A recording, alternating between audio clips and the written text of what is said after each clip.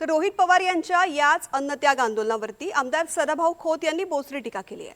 आमदार रोहित पवारांचं अन्नत्याग आंदोलन म्हणजे पापक्षालना करता असून मोक्ष मिळावा यासाठी असल्याचं वक्तव्य खोत यांनी केलंय। शेतकऱ्यांच्या प्रश्नावरती आता नवीन भिडू आलाय, त्यांचं स्वागत आहे, पण त्याआधी राज्याचे खासगी साखर कारखाने सहकारी करण्याची मागणी रोहित पवार यांनी करावी, तसंच शेतकऱ्यांच्या FRP देण्याची मागणी सुद्धा करावी असं खोत म्हणालेत।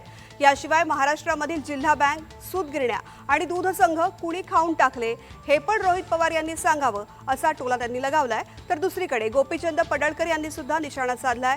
रोहित पवारांचं आंदोलन केवळ नाटक करण्यापुरतं आहे, रोहित पवारांना ऍक्टिंग करायची चांगली माहिती आहे अशी टीका भाजप आमदार गोपीचंद पडळकर यांनी केली आहे।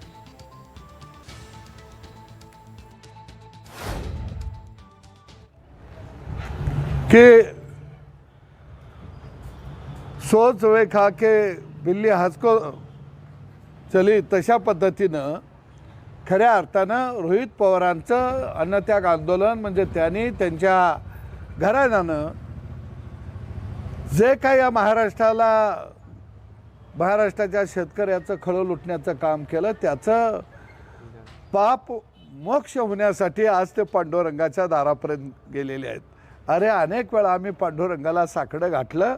मी रोहित पवारांना आठवण करून देतो की तुम्हीच तुमच्या सरकारच्या काळामध्ये शेतकऱ्याला 1400 रुपयाच्या वर एक दमडी मिळणार नाही, त्यावेळी आम्ही पंढरपूर ते बारामती यात्रा काढलेली होती आणि तुमच्या अंगणामध्ये आम्ही येऊन बसलेलो होतो।